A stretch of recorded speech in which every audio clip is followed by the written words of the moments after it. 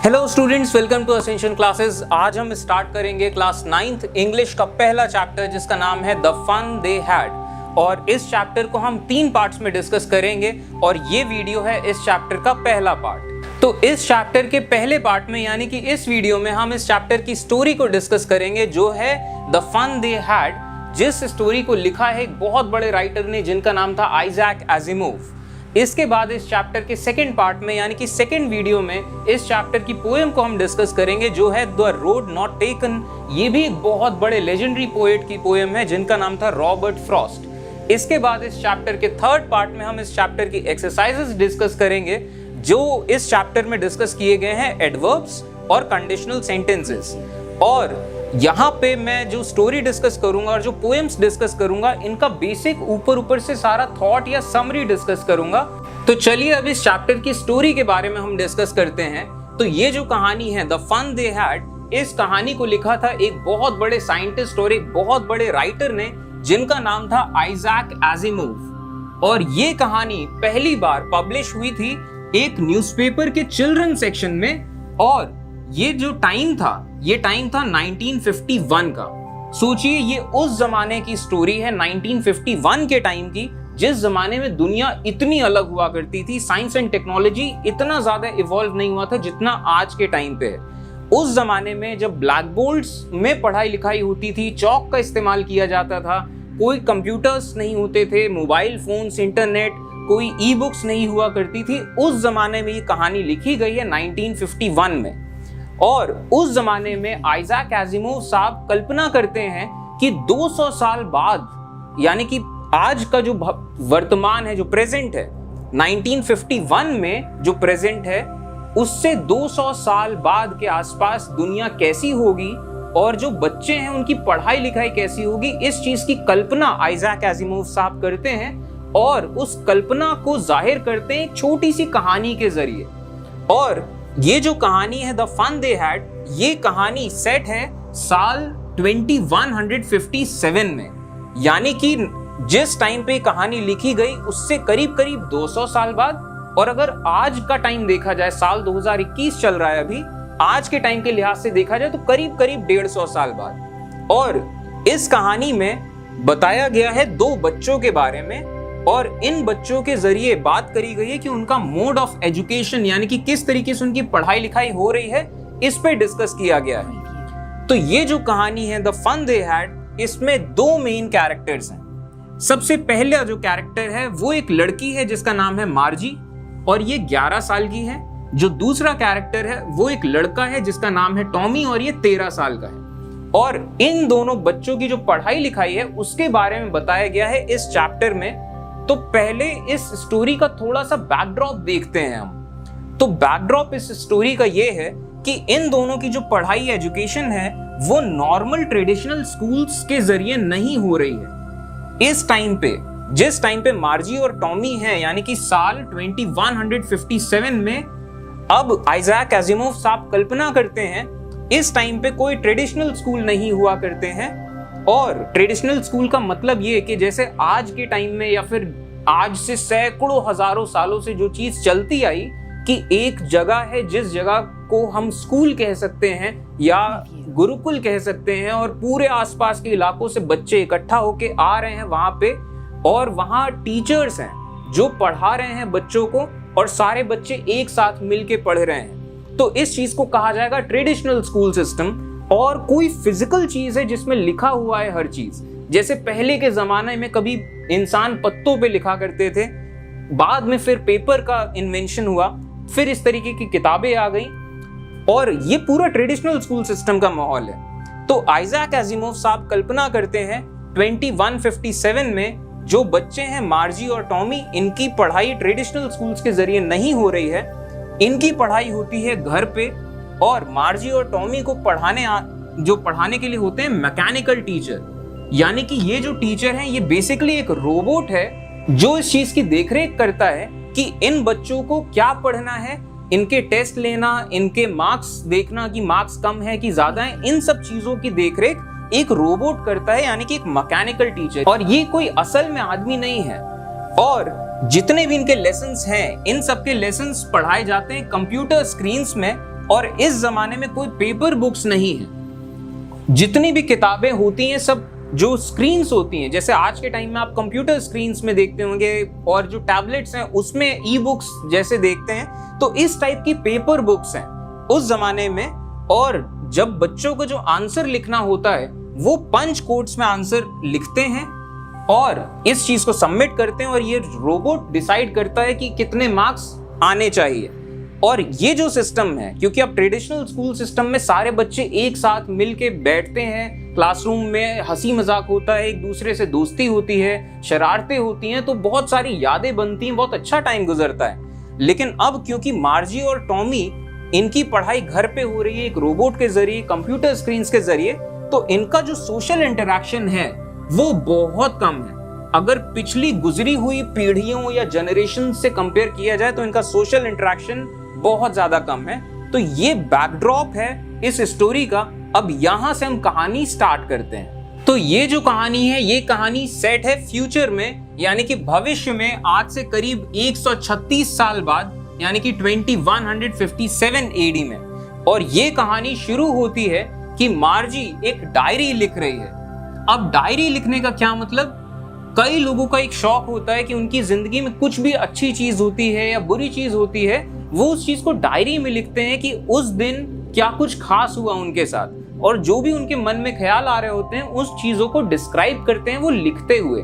तो डायरी लिखना एक तरीके से ऐसा होता है आप खुद से बात कर रहे हो। और डायरी लिखने का एक फायदा ये भी होता है कि आप भविष्य में कभी अपनी पुरानी डायरी खोल के जब कभी पढ़ते हो तो आप उन मोमेंट्स को जो आपने लिखा होता है आप दोबारा से रीलिव कर सकते हो, दोबारा से जी सकते हो। आप महसूस कर सकते हो कि अच्छा उस टाइम पे आप क्या महसूस कर रहे थे, क्या सोच रहे थे। तो मार्जी जो है ये 11 साल की लड़की, ये इसका भी शौक है डायरी लिखना। तो मार्जी डायरी लिख रही है और हेडिंग जो देती है मार्जी, वो हेडिंग देती है 17 मई 2157। यहां से हमें मालूम चलता है कि ये कहानी भविष्य में सेट है। तो मार्जी अपनी डायरी में लिखती है, today Tommy found a real book, यानी कि आज टॉमी को एक असली किताब मिली है जो कागज के पन्नों से बनी है। और मार्जी ने अपनी असल जिंदगी में कोई रियल बुक नहीं देखी थी जो पेपर के पेजेस के बनी हो। मार्जी ने बस अपने ग्रैंडफादर से ये बातें सुनी थी कि हाँ कभी किसी जमाने में ऐसी किताबें हुआ करती थी जो पेपर पे छपती थी। अब यहां से स्टोरी जाती है दूसरे सीन में। अब मार्जी ये डायरी लिख रही है, इसके बाद एक पैरेलल सीन चल रहा है कि जब टॉमी उस किताब को लाता है मार्जी के पास और दोनों बच्चे जो हैं वो बुक को देखना शुरू करते हैं तो क्या होता है। तो यहाँ पे फिर डिस्क्राइब किया गया है कि टॉमी जब मार्जी के पास वो बुक लाता है, they turn the pages which were yellow and crinkly, यानी कि वो जो बुक है वो इतनी ज्यादा पुरानी बुक है कि उसके पन्ने जो हैं वो पीले पड़ चुके हैं और उसके पन्ने क्रिंकली हो चुके हैं। क्रिंकली का मतलब होता है जब ये पेपर बहुत पुराना हो जाता है तो थोड़ा सा वेवी हो जाता है, थोड़ा सा उसमें सिलवटें पड़ने लग जाती हैं। तो वो किताब इतनी पुरानी थी कि उसके पेजेस येलो हो गए थे और उसके पेजेस क्रिंकली हो रहे थे।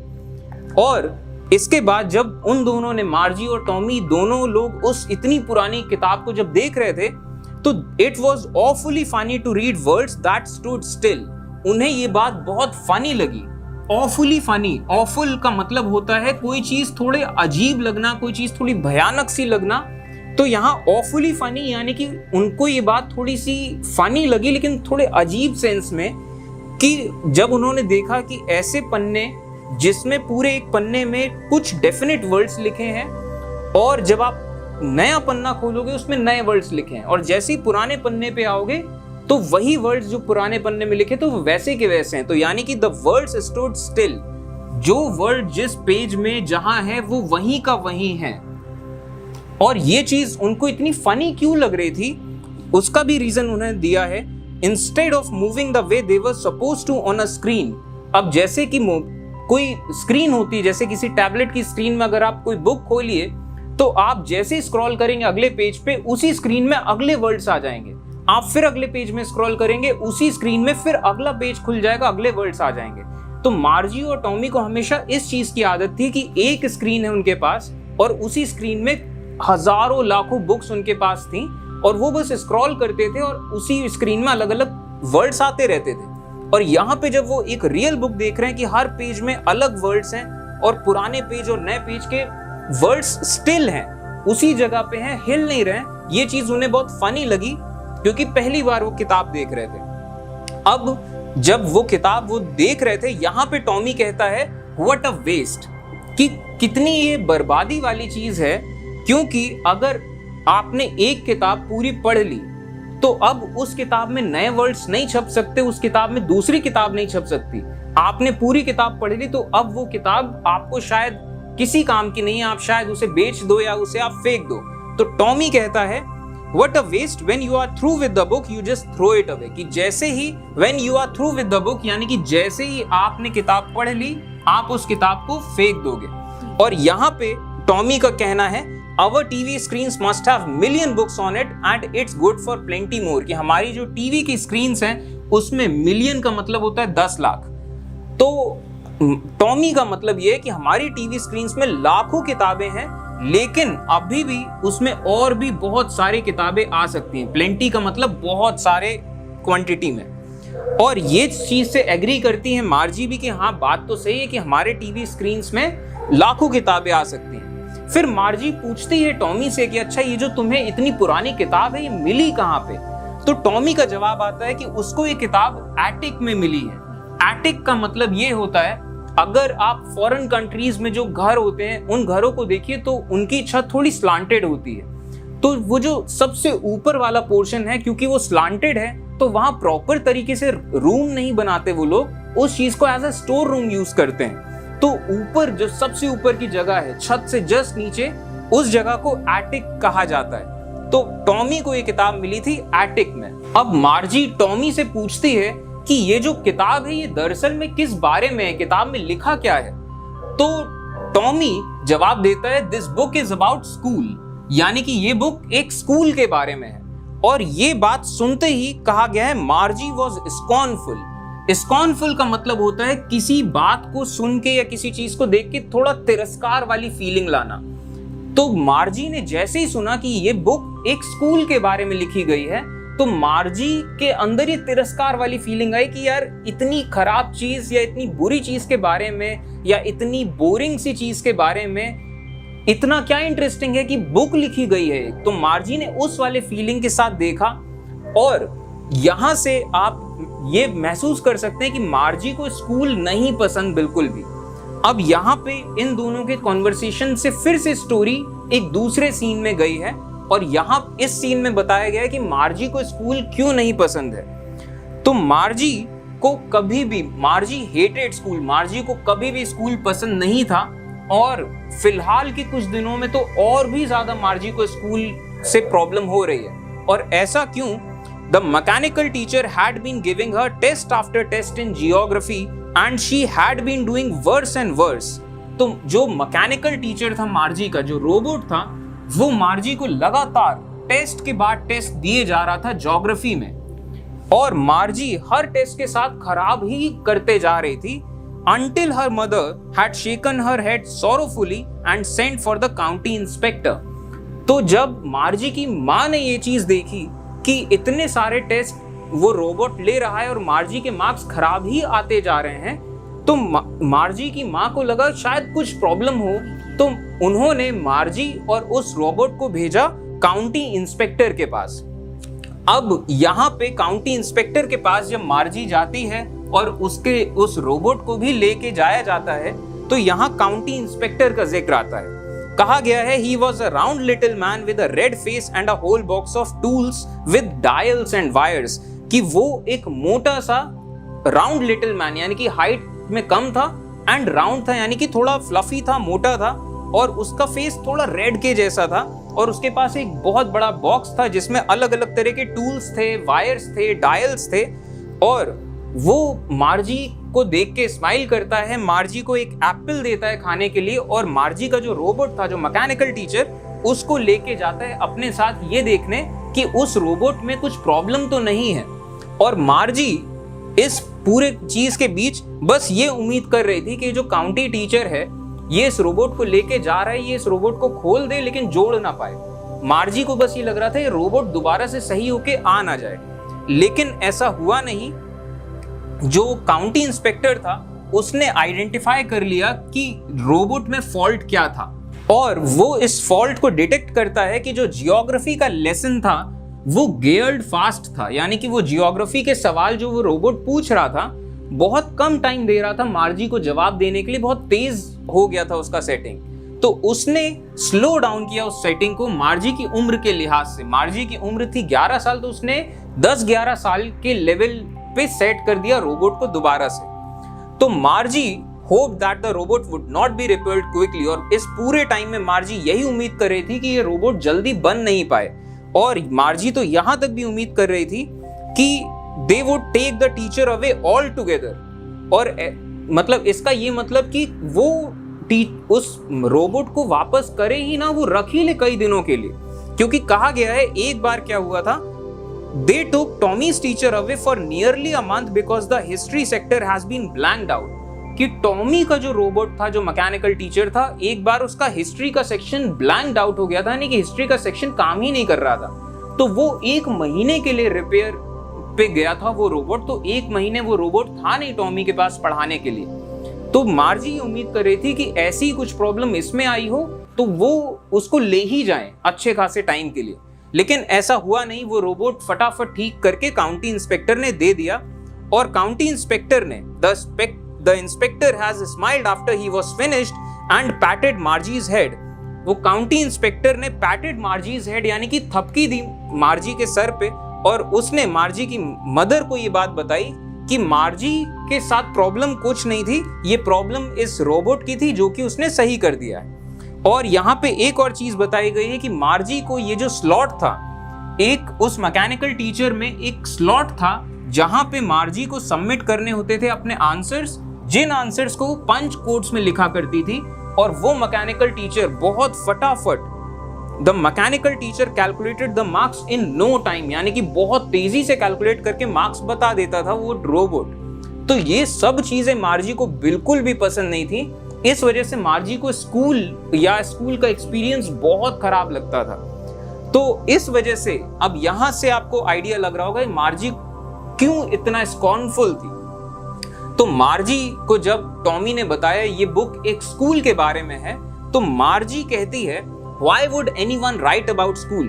कि कोई आदमी स्कूल के बारे में क्यों लिखेगा, ऐसा लिखने लायक है क्या स्कूल में। तो मार्जी का सवाल सुन के टॉमी के बारे में लिखा गया, Tommy looked at her with very superior eyes, यानी कि मार्जी ने जब पूछा कि कोई स्कूल के बारे में बुक क्यों लिखेगा, तो टॉमी ने उसको ऐसे देखा विद सुपीरियर आइज, यानी कि टॉमी को कुछ ऐसा मालूम है जो मार्जी को नहीं मालूम है। तो वो सुपीरियर आइज, यानी कि मुझे कुछ ज्यादा मालूम है तुम्हें, उस तरीके से उसने देखा मार्जी को, और मार्जी को अब वो जवाब देता है, because it's not our kind of school stupid, this is the old kind of school that they had hundreds of years ago. यानी कि वो जवाब देता है कि ये बुक हमारे टाइप के स्कूलों के बारे में नहीं है, इस किताब में पुराने टाइप के स्कूलों के बारे में बताया गया है। और he added loftily pronouncing the word carefully centuries ago. Loftily कभी यही मतलब है कि जब आप खुद को थोड़ा सा आपको लगता है कि आपको ज्यादा आता है, तो लॉफ्टीली वो कहता है कि ऐसे स्कूलों के बारे में जो स्कूल सेंचुरीज अगो हुआ करते थे, यानी कि जो सैकड़ों साल पहले के जो स्कूल्स थे, उन स्कूलों के बारे में बात करी गई है। उस जमाने में जब कोई रेगुलर टीचर नहीं हुआ करते थे। रेगुलर टीचर का मतलब आमतौर पे जो टीचर होते हैं। अब ये बात पे ध्यान देने लायक है, ये कहानी जो सेट है, ये कहानी सेट है 2150 के आसपास। तो रेगुलर टीचर जब कहा जाएगा तो इस जमाने की बात करी जा रही है जिस जमाने में रोबोटिक टीचर होते हैं। तो टॉमी कहता है कि आज के टाइम पे जो रेगुलर टीचर है, उस टाइम पे रेगुलर टीचर नहीं हुआ करते थे। उस टाइम पे जो टीचर होते थे वो साक्षात इंसान होते थे, आदमी होते थे, वो पढ़ाते थे बच्चों को। और ये बात सुन के मार्जी को बड़ा अटपटा सा लगता है कि ऐसा कैसे हो सकता है कि प्रॉपर इंसान या कोई आदमी बच्चों को पढ़ाए। क्यों? क्योंकि मार्जी को ऐसा लगता है और उसे हमेशा से बताया गया है कि जो इंसान होते हैं वो इतने स्मार्ट नहीं होते जितने स्मार्ट ये रोबोट या फिर ये मशीन्स या डिवाइसेस होती हैं। तो मार्जी कहती है a man isn't smart enough, जिसका जवाब टॉमी देता है कि sure he is, my father knows as much as my teacher. यानी कि टॉमी कहता है कि ऐसा नहीं है, इंसानों को भी इतना मालूम होता है जैसे कि मेरे फादर को भी उतना ही जानकारी है जितना कि उस मैकेनिकल टीचर को। He knows almost as much I betcha. Betcha का मतलब कि मैं शर्त लगा सकता हूं, एक बड़े उस अंदाज में ये बात कही गई है। और Margie wasn't prepared to dispute that, कि मार्जी ने चलो बात मान ली, मार्जी उसकी बात काटना नहीं चाहती थी। अब इसके बाद मार्जी कहती है कि अच्छा, जो इन स्कूल्स में जो टीचर होते हैं वो आदमी होते हैं, तो अब मार्जी सोच रही है कि अगर वो इस टाइप के स्कूल में होती तो क्या होता। तो मार्जी कहती है कि मुझे ये पसंद नहीं आता कि मेरे घर में कोई अनजान आदमी आए मुझे पढ़ाने के लिए, कि I don't want a stranger in my home. तो इस चीज को सुन के टॉमी स्क्रीम्ड विद लाफ्टर, यानी कि टॉमी इतनी बहुत जोर से हंसता है।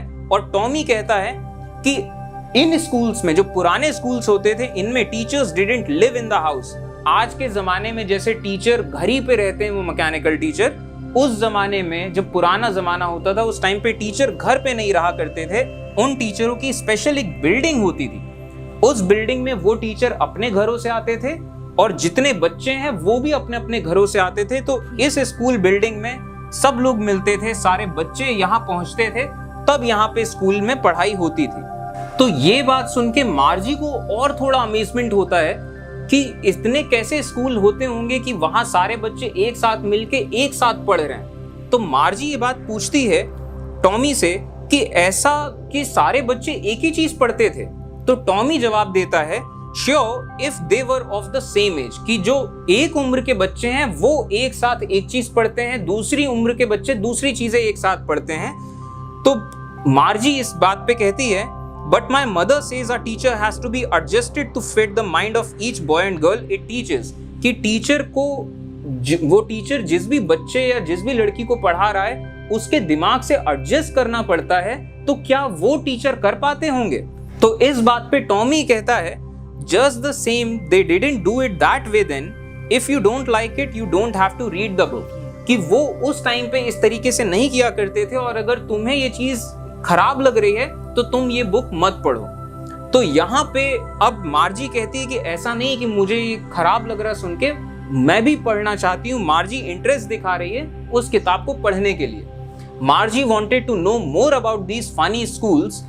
लेकिन अब इसी टाइम में मार्जी और टॉमी के कॉन्वर्सेशन में मार्जी की जो मदर है वो मार्जी को बुलाती हैं कि मार्जी के क्लासेस का टाइम हो रहा है। और मार्जी के क्लासेस के बारे में बताया गया कि मार्जी की मदर सोचती हैं कि जो रेगुलर आवर्स ऑफ स्टडी होते हैं इससे लर्निंग बेटर होती है, कि जैसे एक पर्टिकुलर फिक्स टाइम, कि जैसे 5 बजे क्लास लेनी है तो हर रोज 5 बजे अगर क्लास ली जाए तो बच्चा बेहतर समझेगा। तो मार्जी के स्टडी का टाइम हो गया तो मार्जी की मदर जो है वो बुलाती है मार्जी को कि तुम्हारी क्लास का टाइम हो गया है। मार्जी का बिल्कुल मन नहीं था क्लास में जाने का, उसका मन था कि वो उस बुक को पढ़े। तो मार्जी अब जा रही है अपने घर की तरफ। तो मार्जी जाते आते टॉमी से कहती है कि क्या मैं ये बुक तुम्हारे साथ पढ़ सकती हूँ बाद में, स्कूल के बाद? तो टॉमी का जवाब होता है, maybe, he said non gallantly. He walked away whistling the dusty old book tucked beneath his arm. Non gallantly का मतलब होता है बहुत ज्यादा एंथुजियाज्म ना दिखाया जाए, जब कि हाँ चलो ठीक है, बहुत ज्यादा एंथुजियाज्म नहीं। और जो टॉमी था उसने बुक बंद करी और उस पुरानी बुक को टक किया, यानी कि इस तरीके से उसने बुक को टक किया underneath his arm, beneath his arm. और इसके बाद मार्जी गई अपने स्कूल रूम में। और स्कूल रूम में जब मार्जी गई अपने उस रूम में जाती है और कंप्यूटर स्क्रीन्स पे लेसन चल रहे हैं और वो रोबोट अगले लेसन उसको बताता है कि अब हम ये चैप्टर पढ़ना शुरू करेंगे और ये क्वेश्चंस करना शुरू करेंगे।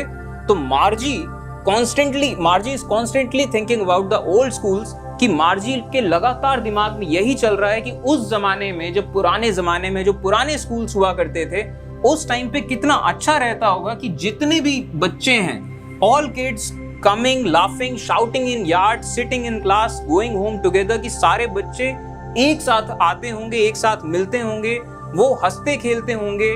जो स्कूल के जो मैदान हैं, जो स्कूल के कॉरिडोर्स हैं, वहाँ हंसी मजाक करते होंगे, चिल्लाते होंगे, शोर शराबा करते होंगे, क्लास में एक साथ बैठते होंगे, एक साथ घर जाते होंगे, तो कितना मजा आता होगा।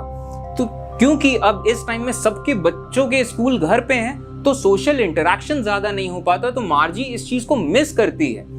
और मार्जी बस ये इमेजिन कर रही कि उस जमाने में बच्चों को कितना मजा आता होगा स्कूल अटेंड करने में, एक साथ स्कूल जाने में, और कि जब बच्चे एक साथ एक ही चीजें पढ़ सकते होंगे और वो एक दूसरे को होमवर्क में मदद कर सकते होंगे, कुछ could help one another with homework. और जो टीचर हैं जब वो इंसान होते होंगे कि टीचरों से प्रॉपर बातचीत करी जा सकती है, उस टाइम पे द फन दे हैड, कि क्या मजा आता होगा उस जमाने के बच्चों को, ये मार्जी बस इमेजिन कर रही है।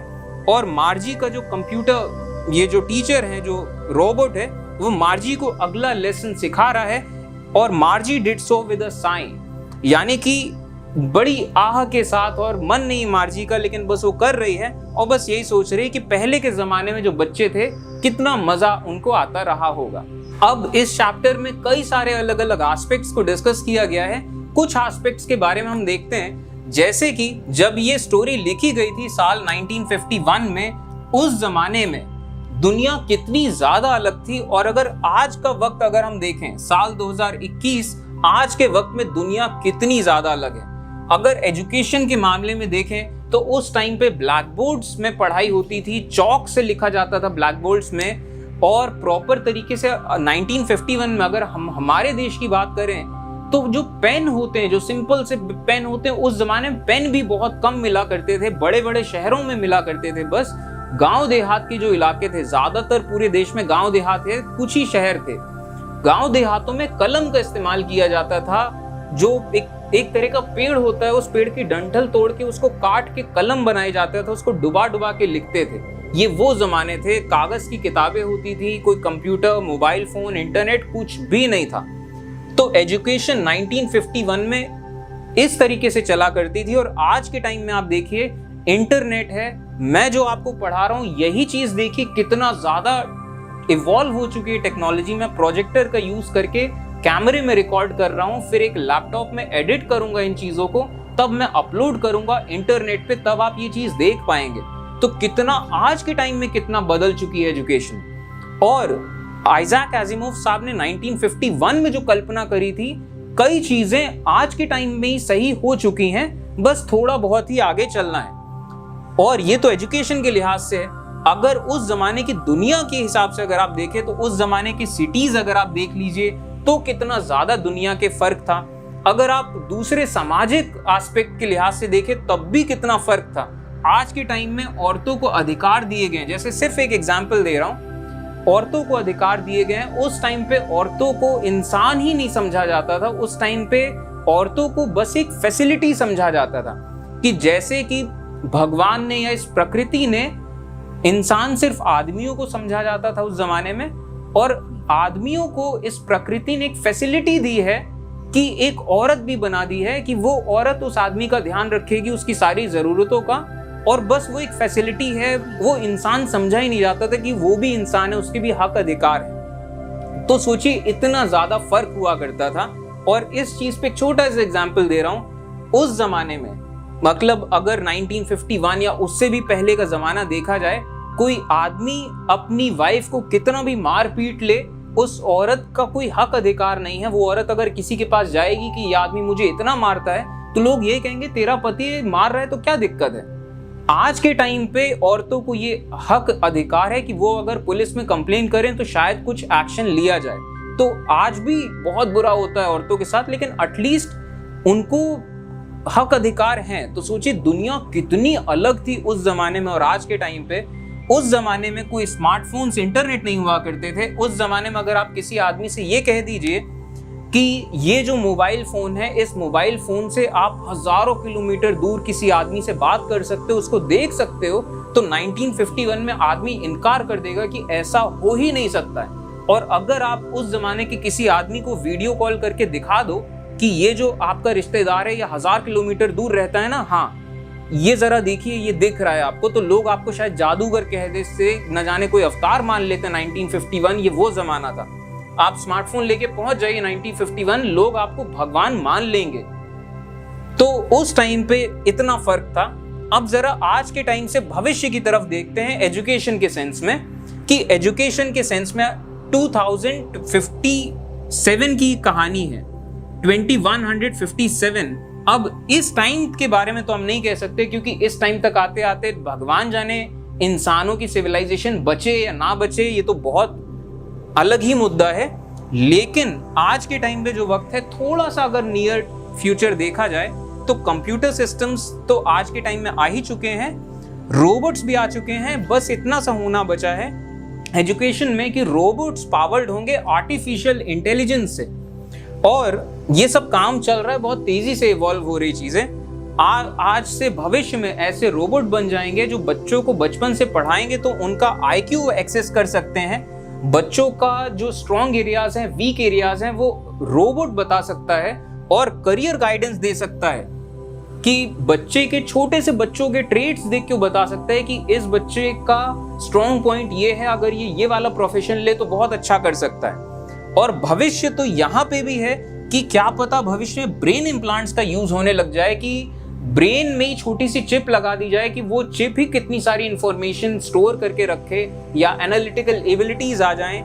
जीन एडिटिंग बहुत तेजी से चल रही है कि किस तरीके से क्या ऐसा किया जाए कि दिमाग और शार्प हो सके, और इस तरीके से ना जाने कितनी सब चीजों में काम हो रहा है। तो भविष्य जो है आज से 50 साल बाद, 60 साल बाद या 100 साल बाद ना जाने किस लेवल की एजुकेशन होगी, और उसके बाद कभी अगर 80, 90, 100 साल के बाद कभी अगर भविष्य देखें तो वहां पे कुछ कह ही नहीं सकते इंसान बचेगा कि नहीं बचेगा। बचेगा तो क्या होगी दुनिया, कैसी होगी दुनिया, गिने चुने कहीं कहीं पे बचेंगे, वो वहां तक तो हम जा ही नहीं रहे। और इस चैप्टर में एक और एस्पेक्ट कवर किया गया है कि किस तरीके से टेक्नोलॉजी जो है इंसानों को करीब लाती है, कि दूर दराज के जो लोग हैं आप उनसे बात कर सकते हैं, कनेक्टेड हो सकते हैं। आप यहाँ हिंदुस्तान में बैठे बैठे दुनिया की किसी भी कोने में किसी आदमी से जुड़ सकते हैं, उससे बातचीत कर सकते हैं।